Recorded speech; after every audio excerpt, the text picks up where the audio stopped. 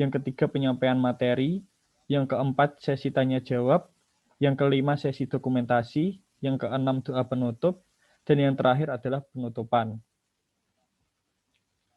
Pertama-tama kita awali acara pada malam hari ini dengan pembacaan ayat suci Al-Quran. Kepada Saudara Romdoni, waktu dan tempat saya persilahkan. Ya, terima kasih untuk Fahrul. Ya, langsung saja saya akan mau membacakan dari surat dari Al-Mujadilah ayat 11 tentang pentingnya dari pendidikan tersebut. A'udzu billahi minasyaitonir rajim. Bismillahirrahmanirrahim. Yarfa'illahu alladhina amanu minkum walladzina utul ilma darajat. Wallahu bima ta'maluna khabir. Yang artinya, niscaya Allah akan meninggikan orang-orang yang beriman di antaramu dan orang-orang yang diberi ilmu pengetahuan beberapa derajat. Dan Allah Maha mengetahui apa yang kamu kerjakan. Shadaqallahul adzim. Waktu dan tempat saya persilahkan kembali kepada Fahrul. Terima kasih. Baik, terima kasih kepada Saudara Romdoni sudah membacakan ayat suci Al-Quran. Kita masuk pada sesi acara selanjutnya, yakni sambutan. Pertama, sambutan dari Ketua KKN kelompok 340 kepada Saudara Wahyu Dwi Kuncoro. Kami persilahkan. Baik, Assalamualaikum warahmatullahi wabarakatuh. Saya ucapkan sekian terima kasih kepada Pak Fahrul atas waktunya. Pertama-tama puji syukur kita hadirkan kepada Tuhan Yang Maha Esa atas rahmat dan juga hidayahnya kita dapat berkumpul pada acara webinar pada malam hari ini. Yang saya hormati Bapak Sukowahono selaku Kepala Desa di Desa Sukoharjo, Kecamatan Margorejo, Kabupaten Pati, dan Bapak Insinyur Budi Pramono Jati, Magister Manajemen Magister Teknik selaku dan pembimbing lapangan dari kelompok 340, dan juga Bapak Damin SPD selaku Kepala SMP Negeri 2 Tukurseti dan juga selaku pembicara pada webinar pada malam hari ini. Tak lupa saya ucapkan terima kasih juga kepada teman-teman panitia KKN, teman-teman saya atas bantuannya juga. Tak lupa juga saya ucapkan selamat datang dan juga selamat datang kepada peserta webinar, Mas-mas, Mbak-mbak, dan juga teman-teman terkhusus dari warga Desa Sukoharjo. Terima kasih atas waktunya dan juga yang telah menyempatkan pada acara webinar pada malam hari ini. Sebelumnya, perkenalkan nama saya Wahyu Kuncoro dari Fakultas Kedokteran Universitas Islam Sultan Agung, yaitu dari Ketua kelompok 340 KKN tematik 11 Unisula. Kami mengadakan acara webinar pada malam hari ini yang bertemakan pentingnya pendidikan di masa pandemi COVID-19. Tidak lain tidak bukan adalah suatu kepedulian kami kepada adik-adik siswa maupun siswi dan juga mahasiswa maupun mahasiswi yang terkena dampak dari COVID-19 sendiri, terutama pada bidang pendidikan. Kami melihat banyak sekali adik-adik dari siswa-siswi maupun mahasiswa-mahasiswi yang masih belum sadar akan pentingnya pendidikan di rumah. Bahkan pendidikan di rumah sendiri itu tidak jauh beda dengan pendidikan di sekolah. Sehingga kami, saya juga teman-teman berinisiatif untuk mengadakan webinar ini. Harapannya adalah terbentuknya kesadaran dari siswa-siswi maupun dari mahasiswa-mahasiswi akan pentingnya pendidikan tersebut.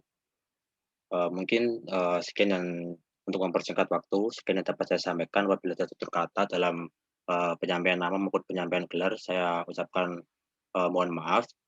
Saya kembalikan kepada moderator. Terima kasih. Wassalamualaikum warahmatullahi wabarakatuh. Waalaikumsalam warahmatullahi wabarakatuh. Terima kasih kepada Saudara Wahyu yang sudah memberikan sambutannya. Kita masuk ke sesi acara selanjutnya, yakni sambutan dari dosen pembimbing lapangan kelompok 340 kepada Bapak Insinyur Budi Pramono Jati, Magister Manajemen Magister Teknik. Waktu dan tempat kami persilahkan. Terima kasih waktu yang telah diberikan. Assalamualaikum warahmatullahi wabarakatuh. Puji syukur kehadirat Tuhan yang Puji syukur kehadirat Tuhan Yang Maha Esa atas rahmat dan hidayatnya sehingga pada malam ini kita dapat berkumpul di acara webinar ini. Yang terhormat Bapak Sukowahono selaku Kades Desa Sukoharjo, yang terhormat Bapak Damin selaku Kepala SMP Negeri 2 Dukuhsti, nanti selaku narasumber, juga Mas Wahyu Dwi Kuncoro, mahasiswa Fakultas Kedokteran 2018, yang nantinya sebagai narasumber, juga masyarakat Desa Sukoharjo, serta para mahasiswa-mahasiswi yang saya banggakan. Sebelumnya perkenalkan saya untuk memperkenalkan diri, saya Budi Pramono Jati, dosen di Fakultas Teknik Industri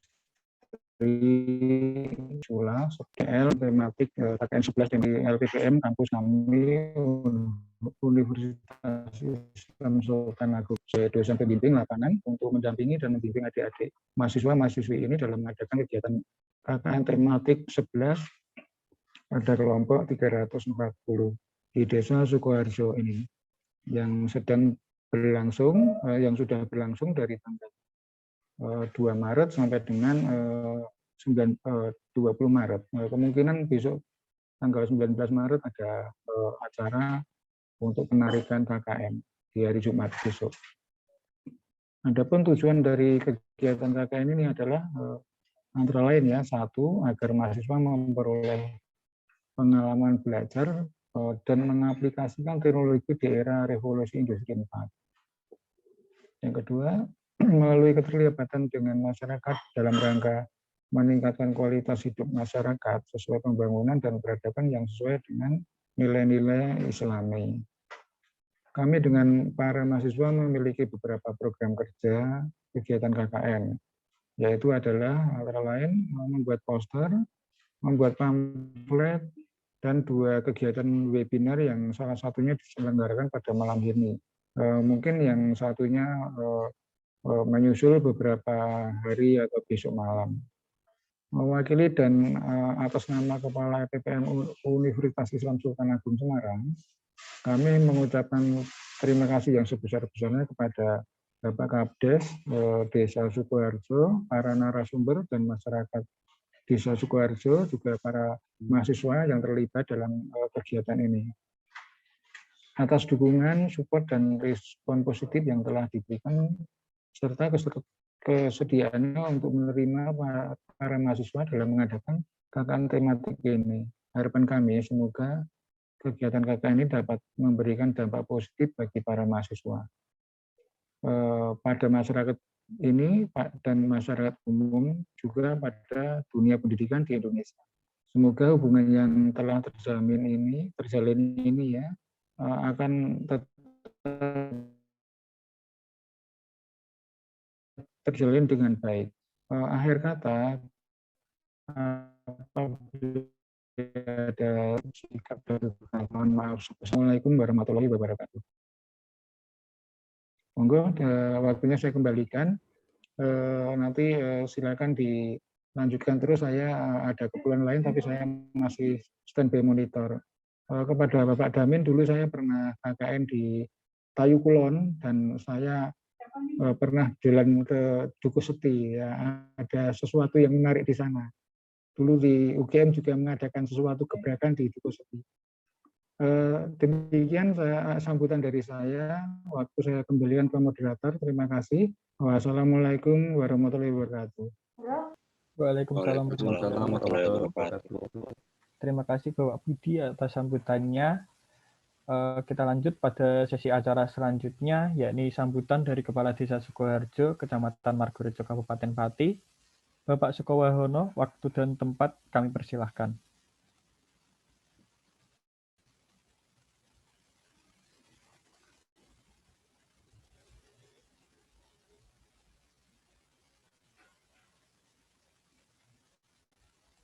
Mohon maaf sebelumnya, sepertinya Bapak Sukowahono selaku Kepala Desa belum bisa join karena ada acara mendadak. Baik, terima kasih atas sambutannya.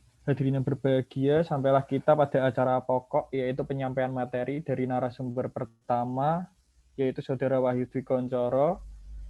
Sebelumnya saya akan membacakan CV-nya terlebih dahulu.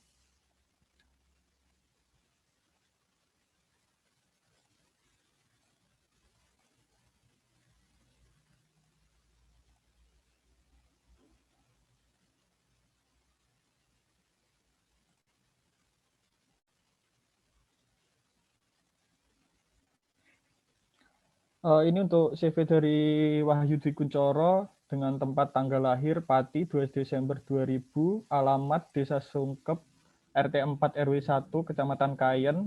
Ini untuk nomor HP-nya 0821 470 20036. Lalu untuk riwayat pendidikannya tahun 2006 sampai 2012 SDN 3 Sungkep. Lalu pada tahun 2012 sampai tahun 2015 SMP-nya di Negeri 1 Kayen, lalu pada tahun 2015 sampai tahun 2018 SMA-nya di Negeri 1 Kayen, lalu pada tahun 2018 sampai sekarang untuk pendidikannya ada di Universitas Islam Sultan Agung Semarang.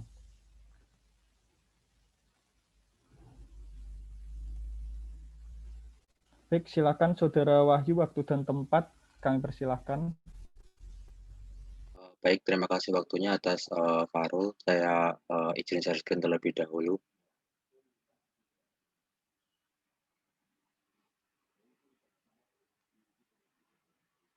Apakah sudah terlihat share screen-nya? Belum, Mas. Belum, Mas. Sudah. Ya, baik. Terima kasih atas waktunya. Saya buka. Assalamualaikum warahmatullahi wabarakatuh. Di sini saya izin menyampaikan materi terkait dampak COVID-19 terhadap pendidikan yang nanti mungkin akan ditambahkan atau dilengkapi oleh Bapak guru saya, Bapak Damin SPD. Waktu guru saya waktu saya sekolah di SMP Negeri 1 Kayen. Ya. Baik, saya izin memulai terlebih dahulu. Bismillahirrahmanirrahim. Seperti yang kita ketahui, dari dampak COVID-19 sendiri yang pertama, saya buka ini. Oh ya, ini sebelum kita masuk ke dampak COVID-19 kan kemarin dari COVID-19 sendiri ini ulang tahun ke 1 tahun ya. Mari kita sama-sama mendoakan dari COVID-19 ini semoga umurnya pendek biar cepat hilang dari dunia terutama di Indonesia juga biar semuanya sehat dan juga kembali ke normal. Amin ya. Baik. Ini adalah data sebaran kasus positif COVID-19 baik di Indonesia, ini terutama kasus di Indonesia. Yang pertama itu dari kasus terkonfirmasi. Ini saya mengambil datanya tanggal 16 Maret tahun 2021. Terkonfirmasi itu sekitar 1.430.458 orang dan juga kasus aktifnya itu 134.000 dan kasus sembuhnya itu juga cukup tinggi sekitar 1.257.663 dan angka meninggalnya juga cukup tinggi yaitu sekitar hampir 40.000 ya. Ini data ini juga menunjukkan bahwa sebenarnya kasus COVID-19 itu masih ada sampai sekarang dan juga masih berbahaya juga walaupun sudah ada vaksin mungkin ya, ada vaksin dari kemarin vaksin Sinovac itu juga masih berbahaya. Jadi mungkin beritanya di TV juga tidak segempar dulu lah. Berita COVID-19 tidak segempar dulu, mungkin tertutup oleh berita-berita lain seperti kasus kayak kemarin pacarnya anaknya Pak Presiden itu mungkin ada kasus-kasus yang lainnya ya. Nah, apa aja sih dampak COVID-19 itu? Dampak COVID-19 sendiri itu kan ada berbagai macam sektor. Yang pertama itu dari sektor transportasi. Seperti yang kita ketahui dari COVID-19 sendiri ini itu mewajibkan kita atau memaksa kita untuk membatasi sosialisasi kita kepada orang lain. Itu juga akan berdampak dari transportasi sendiri, di mana dampaknya itu bisa yang awalnya kita bisa pergi dari siang sampai malam, sampai pagi lagi, menjadi terbatasi dan juga ada beberapa syarat mungkin dari kota-kota tertentu yang mensyaratkan seperti kayak ada rapid test ataupun dari seperti naik pesawat seperti kayak swab test ataupun lain sebagainya.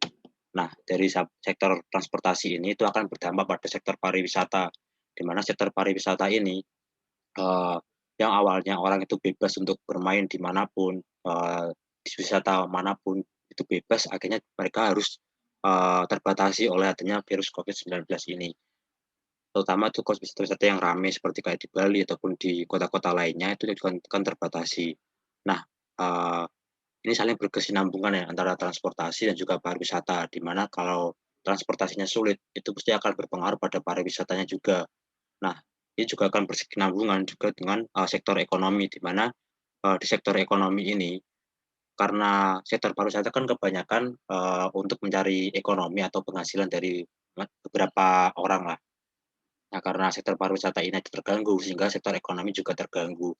Sehingga mereka memaksa, atau bukan hanya orang tua ini, anak-anak juga yang kecil masih sekolah itu juga terpaksa harus membantu orang tuanya untuk mencari ekonominya. Nah, sektor ekonomi ini juga akan mengganggu dari sektor pendidikan. Seperti saya jelaskan tadi, yang awalnya mereka belajar dengan bebas waktu sebelum COVID-19, mereka harus terpaksa membantu orang tuanya. Membantu orang tuanya itu untuk mencari penghasilan, seperti itu. Terus juga mereka dari sektor pendidikan ini juga berpengaruh juga kepada sektor sosial. Kenapa sektor sosial berpengaruh? Karena yang awalnya sektor pendidikan ini mereka bertemu dengan teman-temannya, bertemu dengan guru-gurunya, dengan teman-teman yang lain, itu mereka harus berdiam diri di dalam rumah. Gunanya untuk apa? Untuk menghindari dari virus COVID-19 ini. Itu akan berpengaruh pada sektor sosial mereka, di mana sektor sosial mereka itu akan lebih sering menyendiri. Mereka tidak bisa berkumpul dengan temannya, bukan hanya sektor pendidikan saja ya, tapi juga sektor masyarakat secara umum juga sektor sosial juga akan terganggu. Nah, selain itu juga masih ada dampak dari sektor yang lainnya. Nah, di sini saya mewarnai kuning di sektor pendidikan karena di sini kita temanya adalah tema pendidikan, makanya kita fokus lebih ke pendidikan. Untuk sektor yang lain mungkin dari sektor kesehatan, sektor sosial, mungkin lain waktu kalau ada kesempatan lagi kita bisa mengadakan webinar kembali ya. Kemudian ini jadi dampak dari sektor pendidikan itu ada dua, ada dampak positif dan juga dampak negatif. Nah, apa aja sih dampak positif dan juga negatif? Nih, ada yang tahu nggak dampaknya? Mungkin bisa dijawab Mas Adinur, mungkin tahu dampaknya apa, Mas?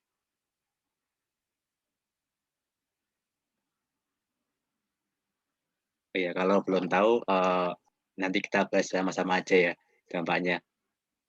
Nah, dari dampak positif terlebih dahulu ya. Nih, dampak positif yang pertama itu adalah menjadi pemicu percepatan transportasi pendidikan. Mengapa demikian? Karena ini dari gambar ini kita bisa mengetahui ini adalah pembelajaran secara tatap muka atau pembelajaran secara luring. Kemudian itu berubah menjadi seperti ini. Ini adalah pembelajaran jarak jauh atau PJJ ataupun disebut juga dengan daring. Mengapa memicu transportasi pendidikan? Itu karena yang awalnya mereka hanya bisa bertatap muka, bertemu secara langsung, mereka lebih paham sekarang mengenai tentang komputer, tentang jaringan media-media sosial yang bisa membuat mereka gimana ya? Yang bisa membantu mereka dalam proses belajar sendiri. Kemudian untuk dampak positif yang kedua itu adalah ini percepatan transportasi teknologi pendidikan, di mana masih berkesinambungan dari yang pertama tadi, di mana saat pendidikan itu mengalami kemajuan atau saat kita dipaksa untuk bisa berinovasi secara pendidikan itu secara daring, maka kita harus mencari solusi bagaimana pendidikan itu bisa dilakukan secara daring. Nah, solusinya adalah dengan cara meningkatkan dari teknologi pendidikan. Salah satunya adalah dengan cara seperti ini. Ini adalah gambaran Zoom yang kita lakukan pada malam hari ini. Kemudian ini adalah Google Classroom yang bisa mengirimkan tugas-tugas, kemudian ada Google Meet, ada Webex dan juga ada lainnya. Ini adalah aplikasi-aplikasi belajar berbasis online yang gunanya untuk mendukung dari PJJ atau pembelajaran jarak jauh sendiri. Nah, dampak positif yang lainnya itu adalah ini memicu munculnya kreativitas tanpa batas. Mengapa memicu munculnya kreativitas tanpa batas? Itu adalah ini. Kreativitas itu muncul saat keadaan mendesak. Mulai dari ini saat kita mendesak adanya virus COVID-19 ini, makanya kita harus membuat vaksin, di mana vaksin itu untuk gunanya untuk menangkal dari virus COVID-19 ini. Selain itu, kemarin saat kasus dari langka masker sendiri, itu adalah ada solusi dari beberapa masyarakat atau beberapa orang di mana pembuatan masker yang bisa dicuci atau dengan pembuatan masker kain ini adalah solusi. Terus kemudian saat tenaga kesehatan ini kekurangan dari apa, tenaga kesehatan kekurangan orang untuk menangani dari virus COVID-19 ini, mereka membentuk relawan. Relawan gunanya ini untuk membantu mereka dalam menangani atau membasmi dari COVID-19 ini. Makanya mereka dari keadaan mendesak ini itu telah muncul kreativitas tanpa batas. Kemudian untuk yang dampak positif yang keempat adalah membangkitkan kolaborasi orang tua dan guru dan juga orang tua dengan anak. Mengapa demikian? Karena saat kita belajar di sekolah itu hanya yang paling sering adalah interaksi anak dengan guru. Namun saat kita belajar di rumah itu interaksinya itu adalah lebih sering antara orang tua dengan anak dan juga orang tua dengan guru. Kenapa orang tua dengan guru? Seperti gambar yang ini. Ini adalah anak yang sedang belajar dengan gurunya dan juga sedang diawasi oleh orang tuanya, sehingga orang tua lebih ada kolaborasi antara orang tua dan juga guru. Selain itu, belajar di rumah ini juga merupakan kesempatan dari para murid dan juga peserta didik untuk menerapkan dari ilmu yang mereka pelajari di sekolah atau ilmu yang mereka pelajari di rumah ini itu secara langsung, baik di lingkungan keluarganya maupun di lingkungan sekitarnya. Nah, tadi kan kita sudah bahas tentang dampak positifnya. Selanjutnya kita bahas tentang dampak negatif. Ada yang tahu nggak kira-kira dampak negatifnya apa? Mungkin salah satu peserta mau menjawab dampak negatif yang diketahui lah. Mungkin Mas Naufal Alip mau menjawab, Mas Naufal Alip atau Mas Adi Nur atau yang lainnya. Mungkin itu dampak negatifnya kan pembelajaran online. Jadi itu kayak kualitas materi yang kita serap tuh kualitasnya beda gitu loh. Kualitas pemahamannya dibandingkan kalau offline secara langsung. Baik, terima kasih Mas Naufal Alip. Benar yang disampaikan oleh Mas Naufal Alip tadi, salah satu dampak negatif dari COVID-19 tentang pendidikan adalah itu. Kemudian dampak negatif yang lainnya itu yang pertama, di sini adalah ancaman putus sekolah. Kebanyakan dari mereka yang saya sebutkan tadi, ini adalah anak-anak yang putus sekolah, dikarenakan mereka itu harus membantu perekonomian dari keluarganya. Karena dampak dari COVID-19 sendiri kan ada dampak dari ekonomi. Sehingga mereka memaksa dari anak-anak mereka atau anak-anak kecil ini untuk berhentilah sekolah, mending kerja aja daripada sekolah, atau juga perekonomian yang penting daripada sekolah. Itu adalah stigma yang muncul dari masyarakat untuk sekarang ini. Kemudian dampak negatif yang kedua, itu kita bisa lihat adalah anak berpotensi menjadi korban kekerasan rumah tangga. Nih, karena anak lebih sering di rumah, sehingga mereka lebih sering berinteraksi dengan orang tua mereka. Nah, itu juga tergantung dari orang tuanya sendiri, tergantung dari orang tua sendiri. Ini maksudnya adalah bagaimana orang tua itu mendidik dari anaknya ini ketika di rumah. Ketika kan kita pernah mendengar kabar tuh ada anak yang sampai mau dibunuh sama orang tuanya gara-gara orang tuanya itu nggak sabar sama anaknya yang nggak paham. Nah, itulah gunanya dari kesabaran sebenarnya itu adalah itu. Sehingga kita juga harus menghargai jasa dari para guru kita yang ada di sekolah itu juga.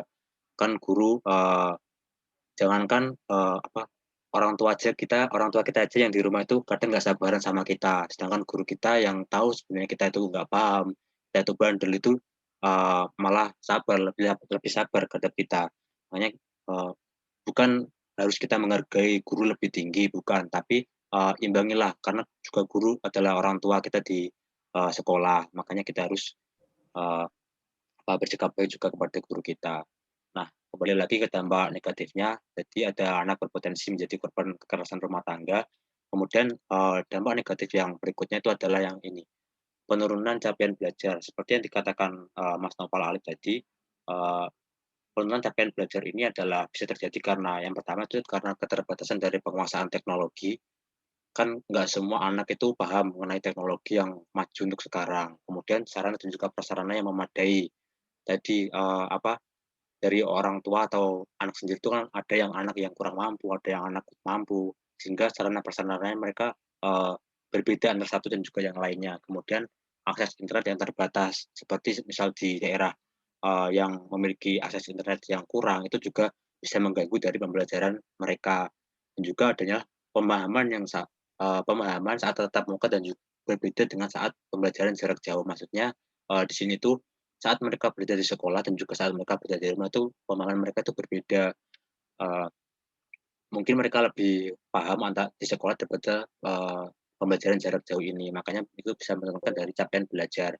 Kemudian yang keempat adalah anak kurang bersosialisasi, di mana awalnya adalah seperti ini. Anak-anak itu terutama di sekolah itu mereka bebas bermain dengan teman-temannya, tentunya dikontrol oleh gurunya ya. Mereka bebas bermain, terus mereka bebas berinteraksi dengan teman-temannya. Mereka menjadi seperti ini.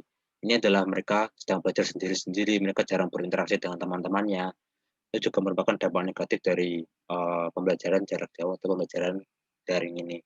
Dan yang terakhir ini adalah anak beresiko mengalami kehilangan pembelajaran atau learning loss. Nah, learning loss sendiri itu merupakan kehilangan minat pada pelajaran karena kurangnya intensitas interaksi dengan guru saat proses pembelajaran. Jadi seperti yang saya sampaikan ataupun yang berkaitan dengan tema ini yaitu pentingnya pembelajaran di masa COVID-19 adalah ini. Anak itu mengalami keadaan learning loss atau mereka itu kehilangan minat karena mereka pikir kalau mereka itu sedang libur, mereka itu sedang tidak masuk sekolah, makanya mereka sedang libur.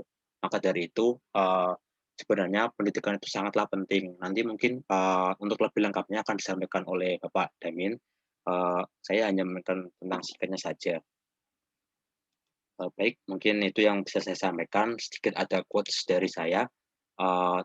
Education the mind without education the heart is no education at all. Maksudnya di sini adalah mendidik tanpa mendidik pikiran tanpa mendidik hati adalah pendidikan yang salah, bukanlah pendidikan sama sekali. Maksudnya di sini adalah walaupun kita mendidik anak kita itu keras menggunakan pembelajaran les ataupun yang lainnya, kalau kita tidak mendidik hatinya itu juga sama sekali bukanlah pembelajaran. Itu saya kutip dari Aristotle.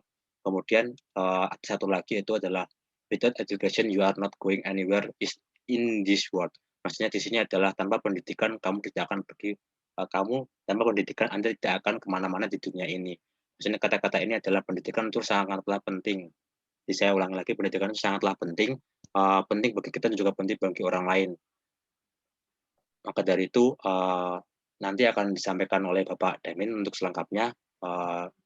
Saya cukupkan, mungkin terima kasih atas waktu yang telah diberikan. Saya kembalikan ke panitia. Sekian, terima kasih. Wassalamualaikum warahmatullahi wabarakatuh. Waalaikumsalam warahmatullahi wabarakatuh. Baik, terima kasih banyak untuk penjelasan materinya dari Saudara Wahyu. Selanjutnya kita lanjut ke penjelasan materi yang kedua yang akan disampaikan oleh Bapak Damin. Sebelumnya saya akan bacakan CV beliau terlebih dahulu.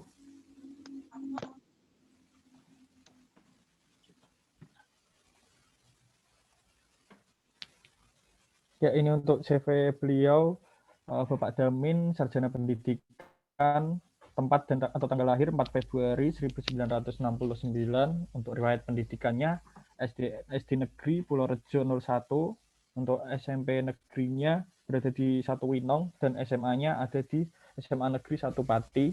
Untuk sarjana S1-nya mengambil bahasa Inggris IKIP Semarang atau UNES.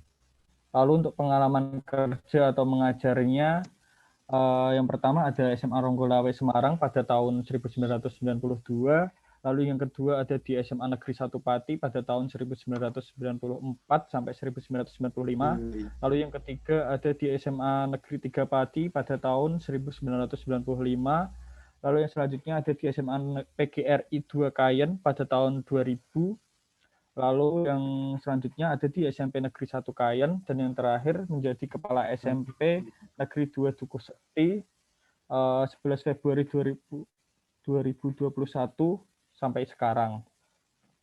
Ini untuk pengalaman lomba dan kegiatan lain dari beliau. Yang pertama adalah finalis Lomba Kreasi dan Inovasi Media Tingkat Nasional Kemendikbud tahun 2009, 2010, dan 2011.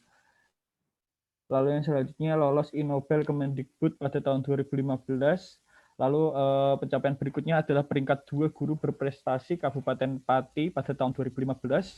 Lalu yang selanjutnya peringkat 4, lomba pengayaan sumber belajar berbasis website Sekolah Provinsi Jawa Tengah, jenjang Dikdas. Lalu yang selanjutnya adalah guru pemandu MGMP Bahasa Inggris dan instruktur nasional guru Bahasa Inggris SMP tahun 2015. Lalu pencapaian berikutnya adalah penyaji seminar nasional Kemendikbud 2015, guru Dikdas berprestasi. Lalu yang selanjutnya adalah pernah mengajar di beberapa SMA dan SMP, dan sekarang menjadi Kepala SMP Negeri 2 Dukuh Sekti, dan masih banyak yang lainnya. Jika ingin mengenal lebih dekat tentang narasumber 2 atau beliau, bisa kunjungi website berikut. Baik, kepada Bapak Damin, waktu dan tempat kami persilahkan. Silakan, Pak. Assalamualaikum warahmatullahi wabarakatuh. Waalaikumsalam warahmatullahi wabarakatuh. Ya, kita panjatkan puji syukur kehadirat Allah Subhanahu wa Ta'ala, di mana kita dikasih kesempatan untuk berjumpa di sini, dan sholawat serta kita aturkan kepada junjungan Nabi besar Muhammad Shallallahu Alaihi Wasallam. Selamat malam, good evening. Malam, Pak. Ya, mas-mas KKN, mbak-mbak juga KKN, dan juga yang terhormat Bapak Budi selaku dosen pembimbing, juga Bapak Kepala Desa. Dan maaf, saya di sini bukan seorang ahli, bukan, cuma saya hanya ingin berbagi pengalaman dengan kalian semuanya. Tadi sedikit itu adalah pengalaman saya, yang jelas 23 tahun menjadi seorang guru SMP, beberapa tahun menjadi guru SMA, dan beberapa tahun juga menjadi guru pemandu atau instruktur guru bahasa Inggris. Itu semua hanya pengalaman, yang jelas untuk semua mahasiswa yang ada di sini luar biasa, ya, sangat luar biasa sekali. Dalam hal ini sekitar 67 peserta, ya, luar biasa dikasih kesempatan mas-mas dan mbak-mbak dosen Fakultas Kedokteran yang sedang KKN di sini. Dan saya ingin berbagi sebenarnya untuk malam ini, yaitu pada, tolong untuk panitia host untuk participant screen sharingnya dibagikan ke saya.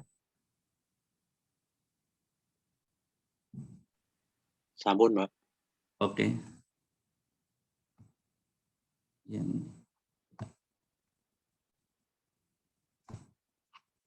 Ya, pentingnya pendidikan pada masa pandemi COVID-19 ini, ya, dipresentasikan pada webinar KKN 340 Fakultas Kedokteran Unisula Rabu 17 Maret 2021.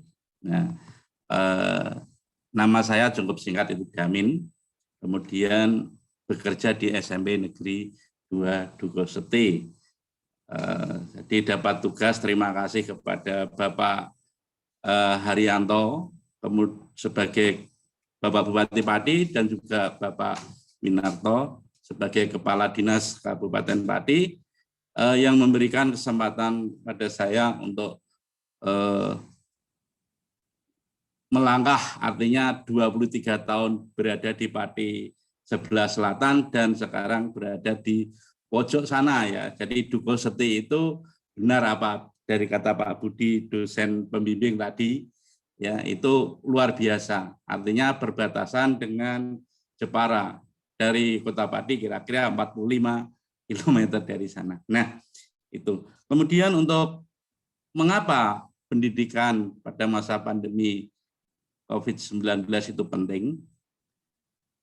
Arti dari pendidikan itu sendiri adalah usaha sadar yang terencana untuk mewujudkan suasana belajar. Untuk proses pembelajaran, peserta didik secara aktif mengembangkan potensi dirinya untuk memiliki kekuatan spiritual keagamaan, pengendalian diri, kepribadian, kecerdasan, akhlak mulia, serta keterampilan yang diperlukan dirinya masyarakat, bangsa, dan negara. Ini undang-undang nomor 20 tahun 2003 Disdinas pasal 1 yaitu tentang yang dimaksud dengan pendidikan. Kemudian fungsi dari pendidikan itu adalah mengembangkan kemampuan dan membentuk watak serta peradaban bangsa yang bermartabat dalam rangka mencerdaskan kehidupan bangsa. Sedangkan untuk tujuannya dari pendidikan itu sendiri adalah berkembangnya potensi peserta didik agar menjadi manusia yang beriman dan bertakwa kepada Tuhan Yang Maha Esa, berakhlak mulia, sehat, berilmu, cakap, kreatif, menjadi warga negara yang demokratis serta bertanggung jawab. Ya, pendidikan itu dilaksanakan di berbagai jalur, jenjang, dan jenis pendidikan. Jalur pendidikan bisa formal, non formal, dan informal. Untuk formal ini pendidikan yang ada di sekolah. Sedangkan non formal itu pendidikan yang ada di kursus-kursus atau yang lainnya yang mendukung untuk itu. Sedangkan informal itu pendidikan keluarga.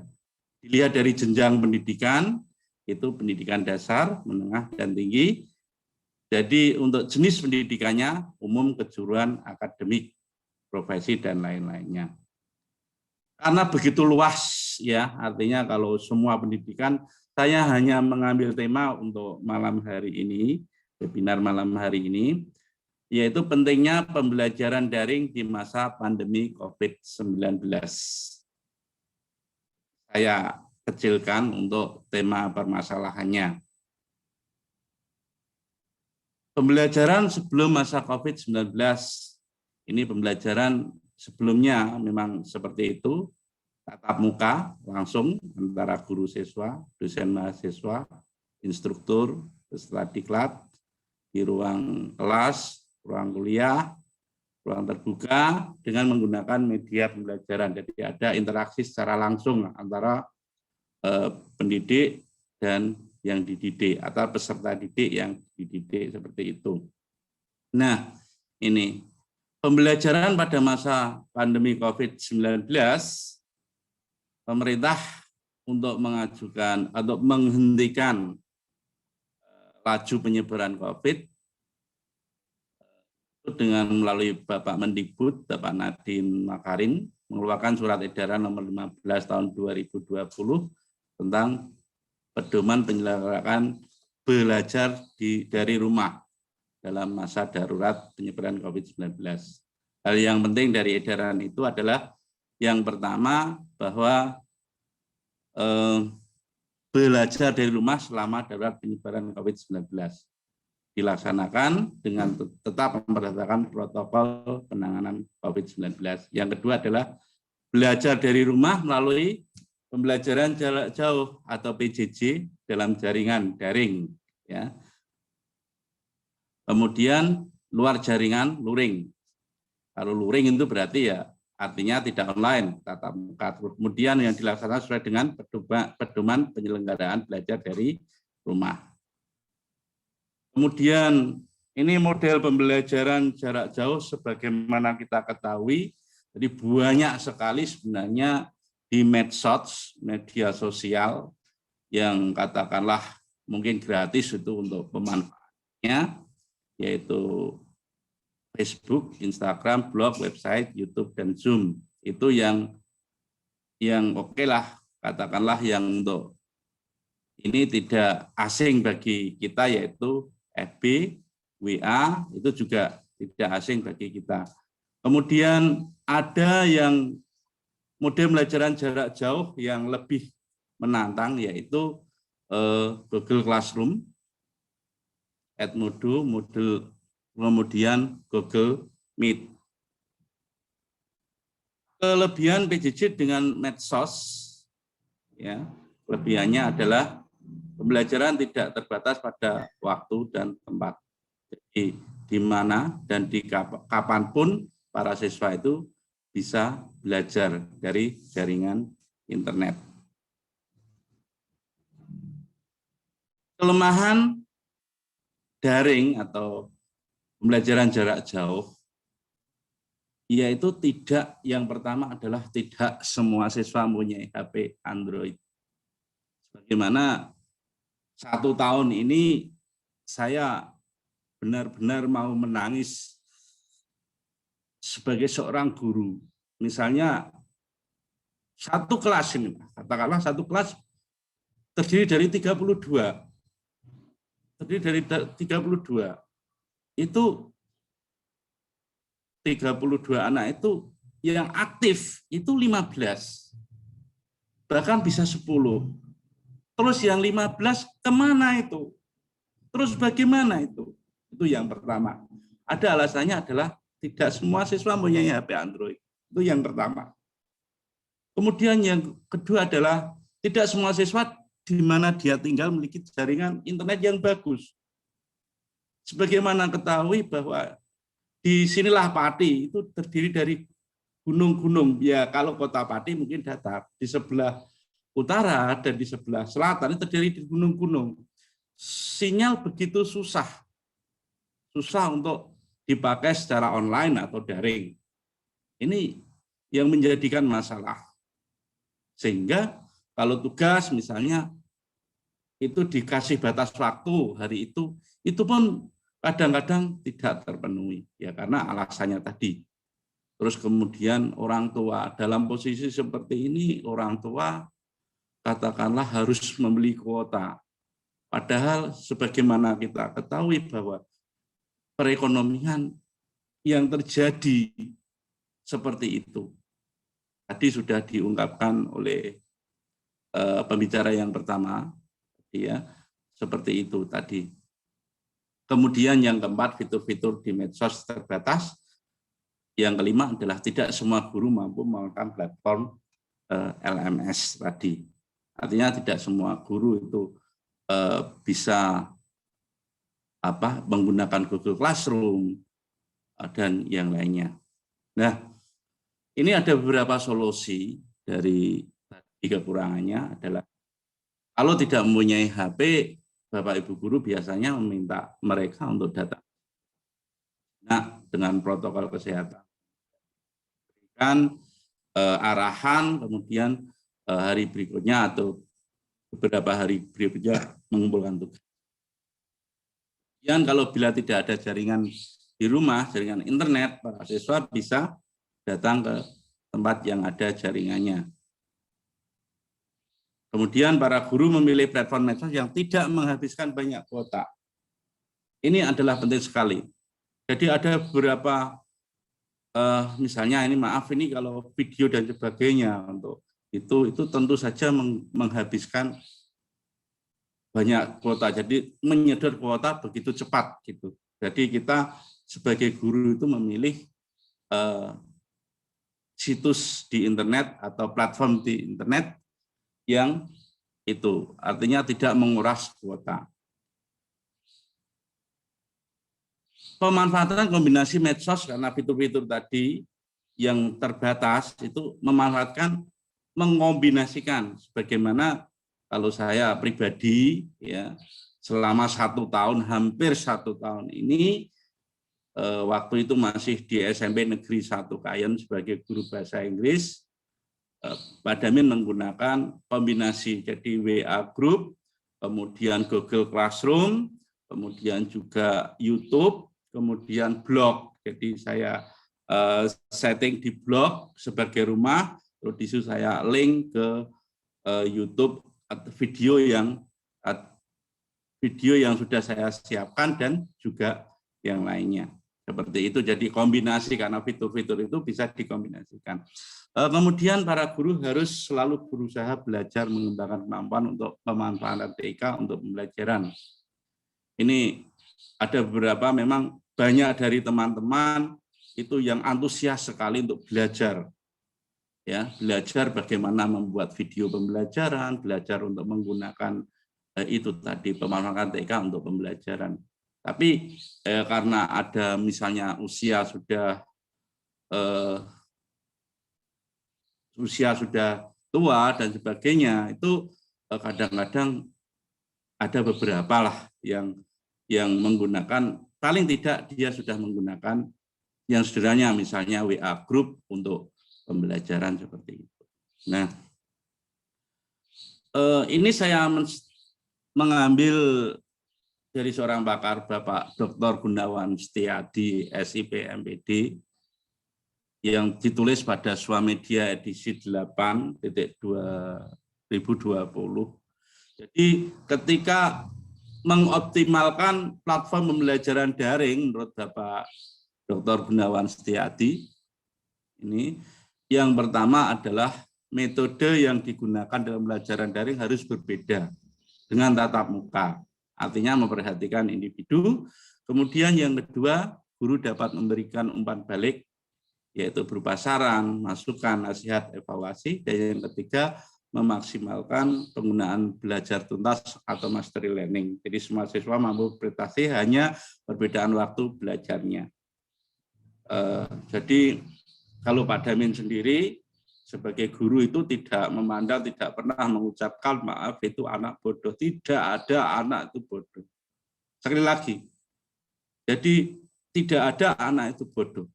Cuma dia perlu waktu untuk mungkin tambah waktu untuk penambahan itu. Jadi semua anak itu unik, semua anak itu luar biasa. Jadi yang ada di sini terima kasih sekali mas-mas, mbak-mbak, mahasiswa, juga anak-anak sebagai peserta di sini, mungkin anak-anak SD dan sebagainya, atau SMP atau SMA. Terima kasih Anda mau bergabung di sini. Sesuatu yang luar biasa bisa ketemu di sini. Jadi tidak ada. Jadi semua kamu itu adalah luar biasa. Semua siswa luar biasa. Sekali lagi, tidak ada anak yang bodoh. Tidak ada anak yang nakal. Hanya sedikit butuh perhatian. Seperti itu.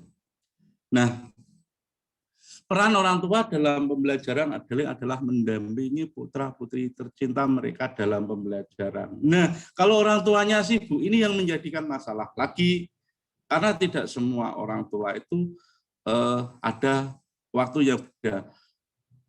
Dalam kesehariannya, misalnya Bapak Tani, Ibu Tani, Bapak Pedagang, dan sebagainya, itu harus menguras waktu untuk mencari sesuap nasi dan seteguk air dalam situasi yang demikian, ya sangatlah sulit. Jadi semoga saja ya kita ambil kesimpulan bahwa pembelajaran jarak jauh daring di masa pandemi COVID-19 sangatlah penting sebagai pengganti pembelajaran tatap muka untuk mencapai tujuan pendidikan nasional, yaitu membentuk peserta didik yang beriman, bertakwa kepada Allah, kepada Tuhan Yang Maha Esa, sehat, berilmu, cakap, kreatif, mandiri, serta menjadi warga negara demokratis dan bertanggung jawab. Ini saya ambil dari tujuan pendidikan yang ada di Sisdiknas. Sebelum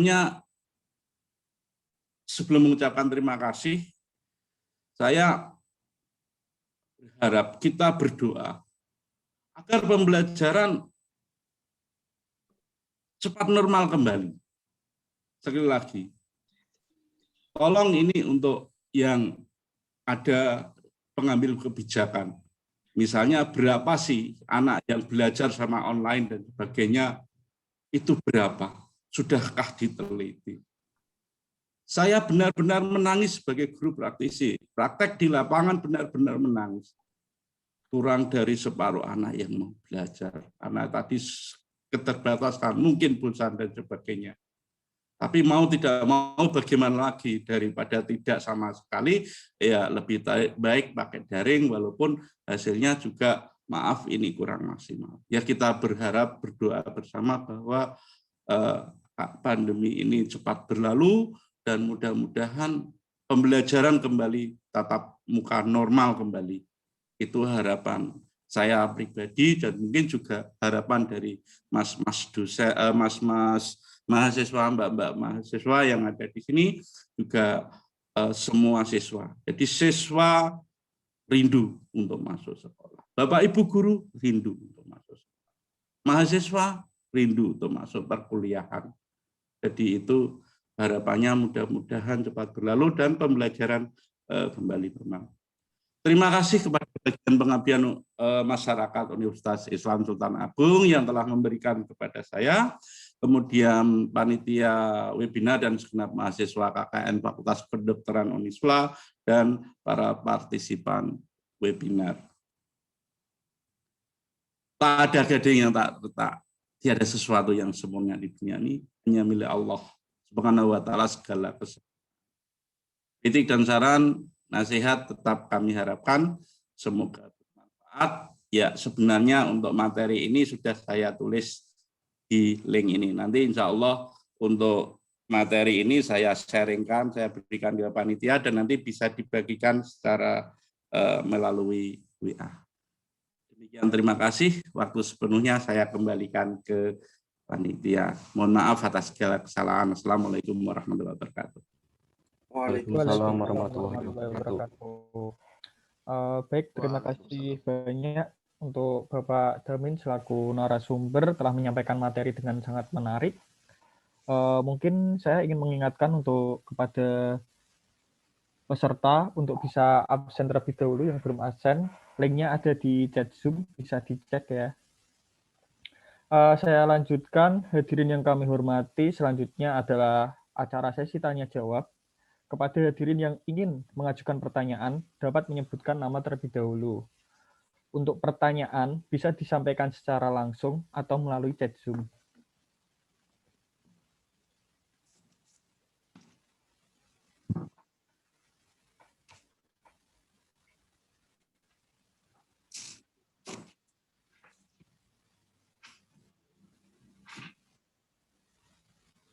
Baik, mungkin ini Pak Damin ada pertanyaan dari Bapak Joko Bagus, saya sampaikan. Assalamualaikum Pak, izin bertanya bagaimana cara membangkitkan minat belajar anak di masa pandemi? Terima kasih. Silakan Bapak Damin mungkin bisa menjawab selaku narasumber. Ini dari Bapak Joko atau Mas Joko ya? Maaf. Untuk yang bentar. Untuk yang penanya tadi siapa nggih? Dari Pak Joko Bagus. Bangkitkan belajar anak di masa pandemi. Ini begini. Jadi tadi kan sudah saya berikan ya. Jadi ada beberapa cara. Yang pertama adalah kita beri umpan balik. Jadi kan melalui medsos misalnya untuk maaf ini untuk saya pribadi biasanya ada WA group, kemudian untuk pengiriman tugasnya itu Japri. Jadi Japri itu misalnya secara sekilas itu saya kasih motivasi secara pribadi. Secara umum juga saya kasih motivasi, secara pribadi juga saya kasih motivasi supaya karena apa? Permasalahan yang dihadapi anak itu macam-macam. 10 anak, 10 permasalahan yang dihadapi. 20 anak, 20 permasalahan yang dihadapi. Apalagi yang dalam masa seperti ini. Itu yang pertama. Yang kedua adalah mungkin anak disuruh masuk sebentar. Jadi tetap menggunakan protokol kesehatan, misalnya, tapi masuknya itu tidak gerombolan. Artinya anak-anak yang bermasalah tadi itu disuruh masuk. Ada beberapa teman yang katakanlah menghadapi anak-anak yang tidak mau mengerjakan tugas, kemudian tidak mengumpulkan. Itu biasanya ibu guru, bapak guru, wali kelas itu langsung terjun ke itu tadi, artinya home visit, kunjungan rumah untuk mensupport atau meningkatkan anak itu untuk belajar kembali. Demikian ya. Ya, terima kasih Bapak Damin. Sepertinya untuk pertanyaan Bapak Joko Bagus sudah terjawab ya. Mungkin bisa lanjut ke penanya kedua. Silakan Bu Ani Susilowati.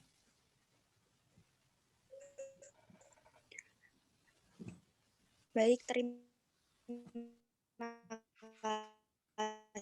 kasih atas waktunya.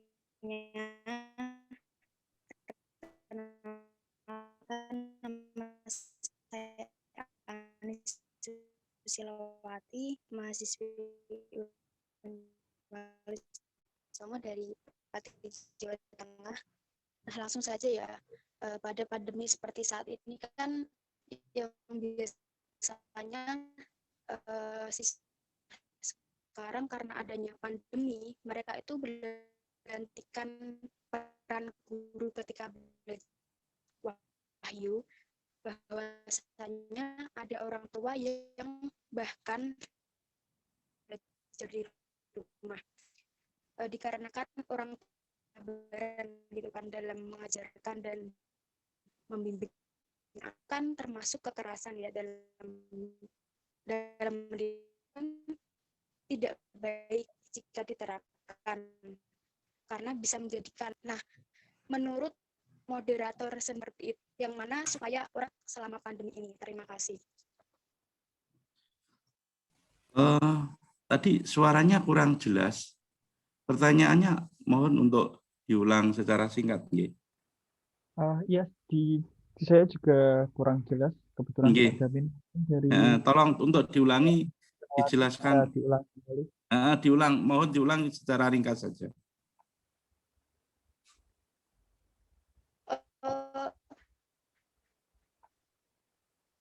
Diketik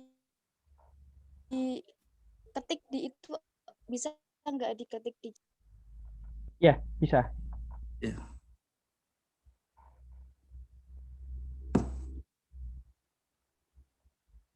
Baik, sambil menunggu Kak Ani Susilowati mengetik, ini ada pertanyaan yang ketiga, mungkin bisa dijawab dulu ya Pak. Saya bacakan dari Hikam, jurusan Seni Tari UNES. Izin bertanya Pak, saya banyak melihat siswa yang gagal fokus pada belajarnya saat melihat ada notifikasi aplikasi yang lain. Nah, bagaimana cara memfokuskan anak saat belajar melalui Android? Silahkan Pak, mungkin bisa dijawab. Iya, terima kasih untuk teman adik kelas ya, berarti adik kelas FEBS ini ya, UNES. Saya juga alumni sana. Terima kasih sekali join-nya di sini.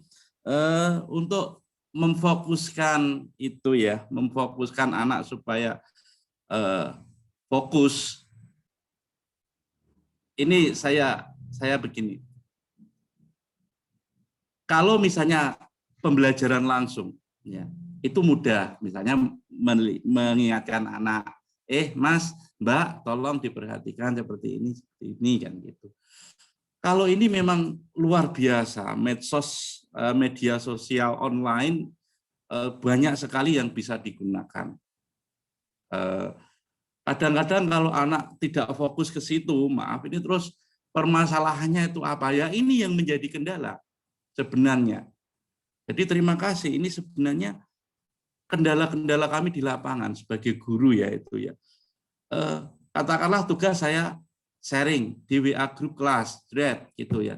Terus kemudian link saya blok, terus kemudian Google Classroom juga ke situ. Tapi dalam kenyataannya memang itu tadi sudah saya kasih tahu, sudah saya beritahu. Dari 32 anak dalam satu kelas ini ya, itu yang saya alami ini ya, yang saya alami.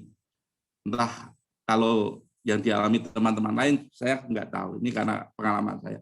Itu dari 32, itu yang aktif itu 10 sampai 15. Jadi yang lain tidak aktif. Ini. Terus yang aktif itu juga ada yang aktif lagi. Artinya dia japri di WA, tanya permasalahan ini, itu berarti dia aktif.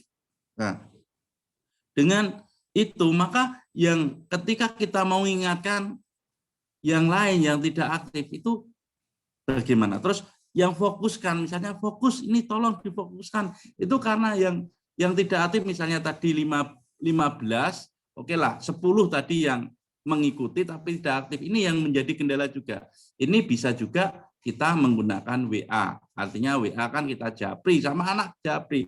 Pernah saya itu telepon dengan anak karena dia sama sekali tidak mengerjakan. Dan berbagai alasan.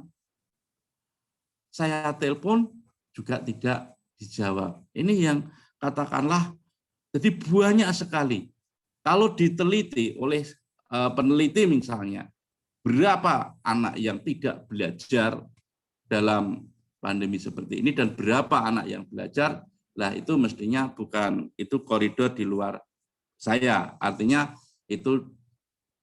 yang ada yang lebih berkecimpung di situ. Tapi saya saya sebagai berpengalaman, saya bercerita apa adanya. Jadi ya itu tadi untuk memfokuskan bisa WA lewat Japri, bisa dengan WA dengan telepon. Jadi anak itu benar-benar ditelepon, dikasih tahu seperti itu. Terima kasih.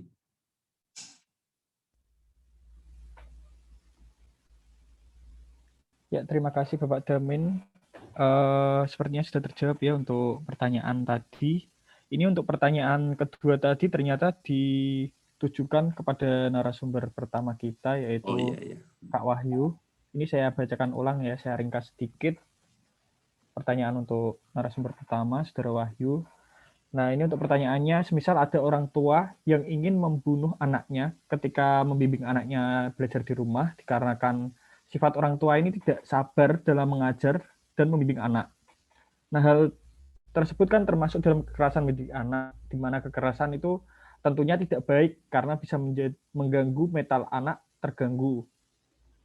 Nah, narasumber pertama atau Saudara Wahyu sebagai seorang mahasiswa melihat kejadian seperti itu, apa tindakan yang dilakukan untuk meminimalisir kejadian tersebut supaya orang tua itu bisa berperan baik dalam mendidik anak selama pandemi? Terima kasih. Mungkin Kak Wahyu bisa menjawab. Iya, terima kasih untuk pertanyaannya dari Anis ya, Anis Susilowati. Saya izin menjawab, nanti mungkin kalau ada kekurangan saya mohon maaf, dan juga karena di sini juga saling belajar satu sama lain. Jadi pertanyaannya intinya itu kan karena bagaimana sikap kita sebagai mahasiswa saat menghadapi ada orang tua yang melakukan kekerasan kepada anaknya ya. Kalau menurut saya sendiri itu kalau itu terjadi di sekitar kita, di dekat-dekat kita ya, sebisa mungkin kita itu lihat dulu bagaimana masalahnya. Semisal apakah memang masalahnya itu di orang tuanya yang emang wataknya keras, ataupun masalahnya itu di anaknya sendiri. Apakah anaknya itu emang anak yang malas-malasan, ataupun anak yang memang tidak mau untuk diajak belajar. Nah, kita lihat dulu asal-usul masalahnya tersebut. Nah, baru setelah kita bisa menilai atau kita menentukan dari masalah tersebut, nah kita itu bisa memberikan solusi dalam artian solusi kekeluargaan. Kan nggak baik juga, soalnya itu kan juga bukan maksudnya bukan dari keluarga kita ataupun bukan anak kita. Nanti dikiranya kita menyalahi aturan, itu kan bukan anak kita. Nah, itu kan bukan anak kalian, ngapain kalian ikut-ikutan. Nah, itu kan juga nggak baik kalau didengar oleh orang.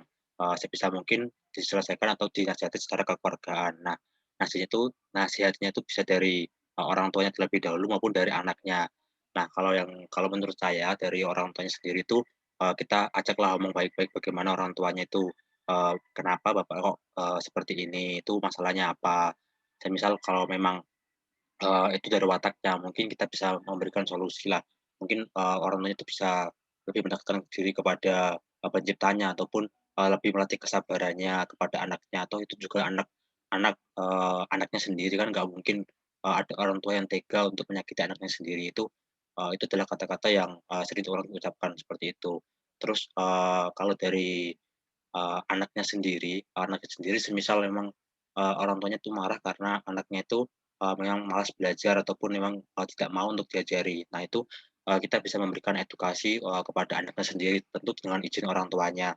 Nah, edukasi sendiri itu dengan cara kita memberikan pengarahan pada anaknya sendiri itu bahwa belajar itu memang penting, atau juga buat masa depannya sendiri, bukan untuk masa depan orang lain. Kemudian kalau memang dia merasa kesulitan ataupun tidak cocok antara orang tua dan juga anaknya, sebisa mungkin kita kan sebagai mahasiswa juga, kita mungkin bisa mengajari atau meluangkan waktu sekitar mungkin seminggu sekali atau 2 minggu sekali, kalau memang itu keluarga dekat kita atau tetangga kita. Kita mengajari mereka cara belajar yang baik, cara belajar yang benar dengan kesabaran kita, seperti itu. Terus kemudian kalau itu bukan maksudnya bukan bagaimana ya, bukan dari keluarga dekat kita ataupun tetangga kita, mungkin salah satu solusinya adalah kegiatan webinar seperti ini. Kegiatan webinar seperti ini juga harapannya kan juga bermanfaat bagi orang tua maupun dari peserta didiknya sendiri. Mungkin mereka memang belum paham lah bagaimana cara mendidik yang benar, bagaimana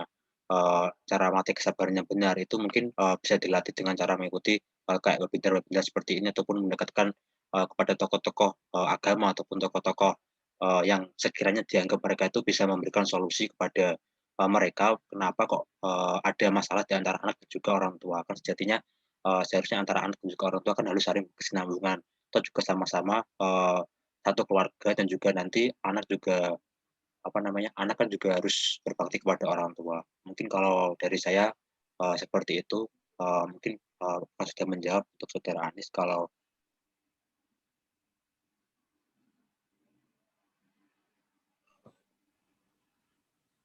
sudah. Terima kasih Pak Wahyu. Bagaimana untuk Saudara Anies Susilawati? Apakah pertanyaannya sudah terjawab? Kak, terima kasih.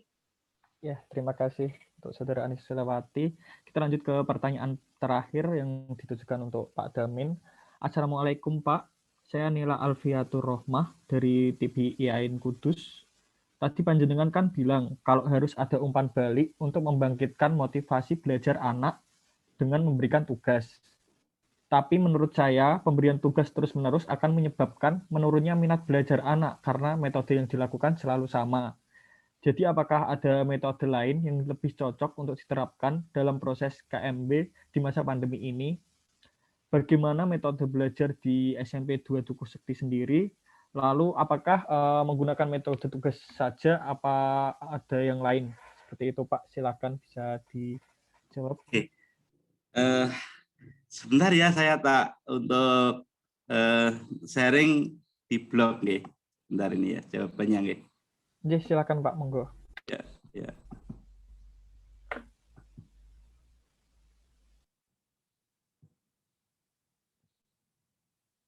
Nah, untuk menjawab itu tadi ya, ini coba ini sedikit dari. Nah, ini. Nah, untuk memang Bapak Ibu guru itu tidak tinggal diam.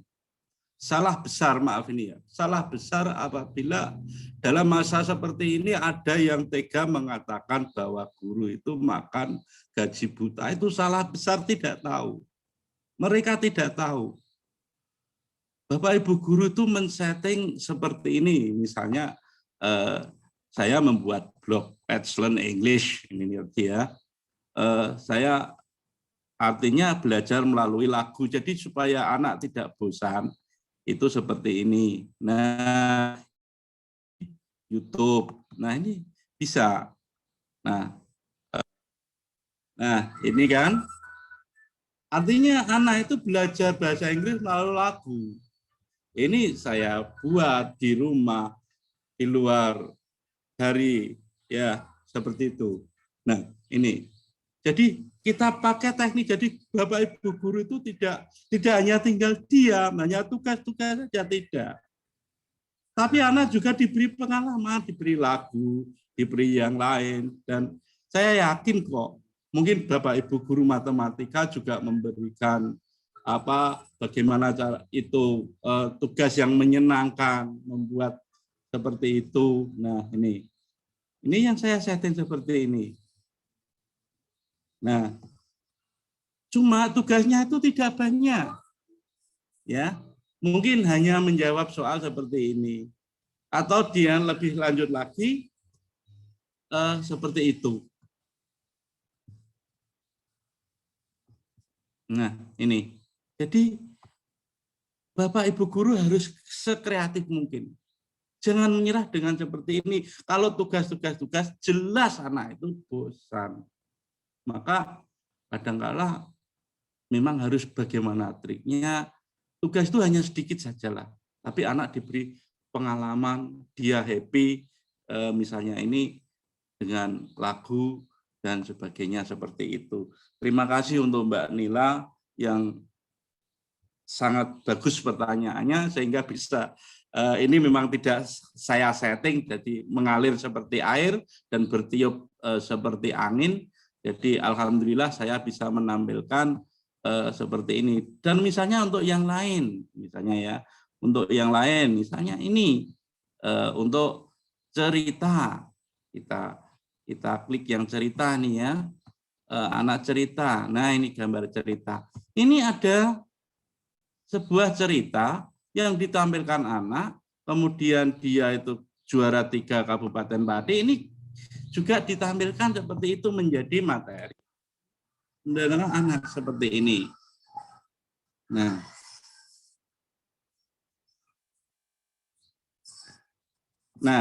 jadi kita linkkan dengan video, kita kasih soal, soalnya jangan banyak-banyak lah.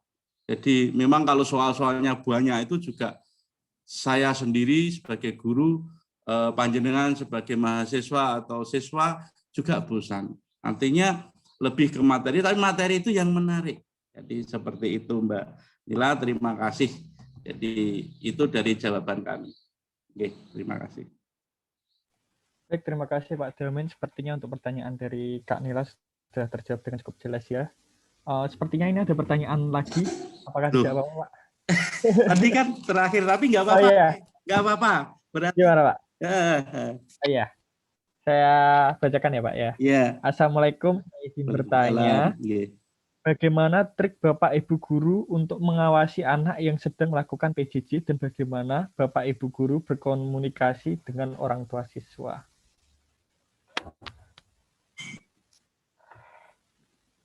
Ini dari siapa ya pertanyaannya, Nggih?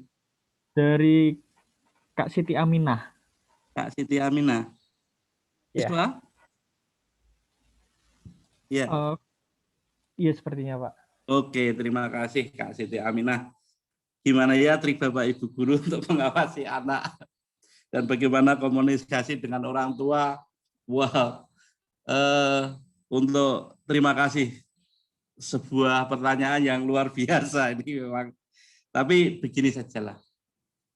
Ketika itu tatap muka, Bapak Ibu Guru itu dengan mudah sekali, ya, artinya mengawasinya. Nah, ini sebenarnya yang bukan menggantikan sebagai guru ya, yang pengawasan langsung ketika pembelajaran jarak jauh, ini mestinya orang tua atau wali murid, nggak bisa Bapak Ibu Guru mengawasi, paling dia aktif atau tidak. Jadi ketika, maaf ya ini ya, ketika proses pembelajaran sedang berlangsung, kadang-kadang ya yang namanya anak tetap anak, dia kreatif. Saya tidak, anak itu nakal enggak. Dia bawa HP, dia bawa sepeda motor, coba ya, itu masih bagus. Belajar berkelompok misalnya ya, tapi beberapa anak. Tapi kadang-kadang setelah itu lupa lagi, artinya dia tidak belajar lagi. Nah, pengawasannya nih, ya orang tua dalam pembelajaran jarak jauh ini yang harus berperan utama dalam pengawasan anak didik itu adalah bapak ibunya, bapak ibu kandungnya atau wali muridnya. Jadi maaf ini untuk pengawasan secara online itu kalau dia itu misalnya masuk Google Classroom gitu ya, masuk Google Classroom, misalnya kelas A, kelas 7A, itu kalau aktif di situ pas jam itu berarti dia aktif, tahu aktif. Kalau tidak, terus ngawasinya gimana? Apakah kita satu-satu ke tempat yang lain dan sebagainya? Jelas nggak mungkin. Itu jadi untuk pengawasan itu orang tua. Terus kemudian bagaimana komunikasi dengan orang tua siswa? Ya ini biasanya pakai apa itu HP, mungkin HP-nya anak tadi kan kita kan kasih nomornya, artinya mungkin kita bisa berkomunikasi lewat HP anak untuk diberikan ke orang tua itu sendiri. Seperti itu, nggih. Jadi jawabannya seperti itu. Baik, terima kasih untuk Bapak Damin dan juga untuk Kak Siti Aminah. Sepertinya sudah terjawab dengan baik untuk pertanyaannya. Terima kasih juga untuk para peserta yang sudah aktif bertanya. Izinkan saya untuk menyampaikan kesimpulan yang disampaikan narasumber pada malam hari ini. Tadi untuk tujuan dari pendidikan juga kesimpulannya sudah disampaikan Pak Damin. Saya hanya menambahkan sedikit saja kesimpulan dari dampak COVID-19 untuk sektor pendidikan ini tentunya ada dampak positif maupun dampak negatifnya. Yang dimana dampak positifnya tadi yang tadinya tatap muka harus ke sekolah, sekarang bisa belajar jarak jauh di rumah, munculnya aplikasi-aplikasi belajar berbasis online yang semakin memudahkan kita dalam belajar, seperti tadi sudah dijabarkan oleh Bapak Damin, ada Facebook, Google Classroom, Zoom, dan lain-lain. Lalu juga ada munculnya kreativitas-kreativitas di masa pandemi, seperti pembuatan masker dan penerapan pembelajaran daring. Sebelumnya di masa pandemi ini baru dilakukan. Lalu tentu saja ada dampak negatifnya, di mana ada ancaman putus sekolah karena perekonomian keluarga yang memburuk, anak menjadi korban kekerasan rumah tangga, anak kurang bersosialisasi karena di rumah terus, lalu kehilangan minat belajar. Lalu dampak negatif lainnya juga tidak semua anak itu punya HP Android, sehingga untuk pembelajaran daring susah dilakukan. Tadi solusi-solusinya juga sudah diberikan Bapak Damin, contohnya dengan datang ke sekolah dengan protokol kesehatan, seperti itu. Mungkin untuk acara selanjutnya kita akan memberikan sertifikat kepada narasumber sekaligus melakukan sesi dokumentasi. Silakan bagi para peserta webinar untuk menyalakan kameranya, dan juga kepada Saudara Tulus, mungkin bisa share screen untuk pemberian sertifikasi. Silakan. Baik, terima kasih Mas Farul. Izin untuk share screen.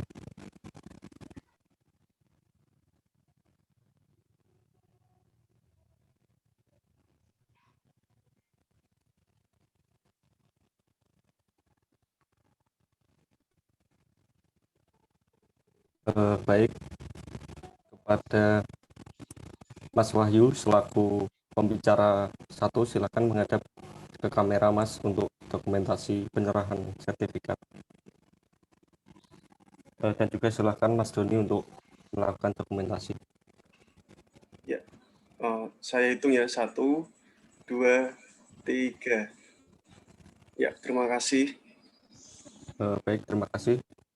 Kemudian kita lanjut ke penyerahan sertifikat yang kedua kepada Bapak Damin selaku pembicara 2. Silakan menghadap ke kamera ya Pak untuk melakukan dokumentasi penyerahan sertifikat. Baik, silakan Mas Doni untuk melakukan dokumentasi. Saya hitung 1, 2, 3. Ya, sampun, terima kasih.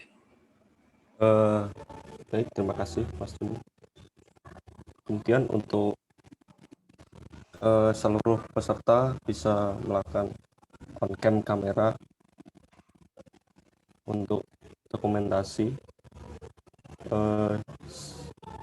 Saya stop share terlebih dahulu. Silakan bisa on cam ya teman-teman dan peserta, silakan. Kemudian kepada Mas Doni silakan untuk memberi aba-aba untuk melakukan dokumentasi. Saya hitung sampai 3 lagi. 1, 2, 3. Ya, tahan terlebih dahulu. Ada lagi, sebentar.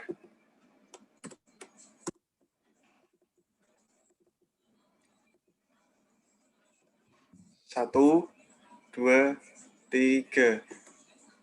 1 kali lagi, sebentar.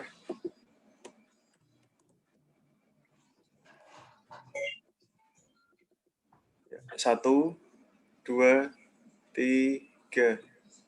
Ya, terima kasih. Baik, terima kasih Mas Doni. Waktu saya kembalikan kepada Mas Farul. Silakan Mas.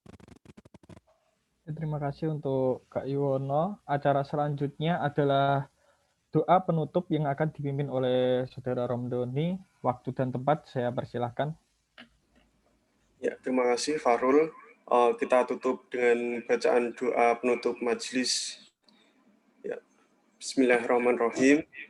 Subhanakallahumma wa bihamdika asyhadu alla ilaha illa anta astaghfiruka wa atubu ilaik. Amin. Maha suci Engkau ya Allah, dengan memujimu aku bersaksi bahwa tiada Tuhan melainkan Engkau. Aku mohon pengampunanmu dan bertaubat kepadamu. Amin. Ya, terima kasih. Saya kembalikan kepada Mas Fahrul. Ya, terima kasih untuk Kak Romdoni. Baik, sebelum saya tutup, izinkan saya promosi terlebih dahulu. Sebentar. Nah, dan mengingatkan kembali untuk besok malam kita juga mengadakan kembali seminar online dengan tema strategi UMKM dalam menghadapi pandemi COVID-19. Tentunya akan dihadirkan narasumber yang ahli di bidangnya. Untuk info lebih lanjut akan kami kirimkan malam ini juga melalui grup WA yang sama seperti hari ini. Terima kasih.